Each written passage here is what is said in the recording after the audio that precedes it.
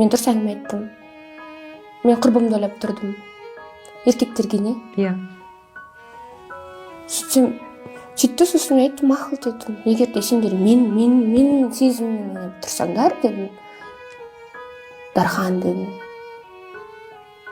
Не надо такие фотки показывать, дела делать. Некрасиво, бойся Аллаха. Вот. Сонымен Дархан Дариге өзі айтқан ба? Жерін көрсетеді ғой маған звондап. Я тебя хочу деп. Өлтіріп кес, не деймін? Сосын не айттыңыз? Мен айттым, кім сен кім қой дедім. Кішкентай қызып тұрған сосын алып тұрған сосын давай успокойся деймін, мен ұйықтап жатырмын ғой.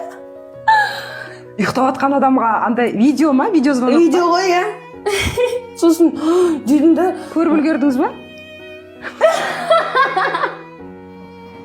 Толықтай ақпаратты Telegram арнамыздан аласыз.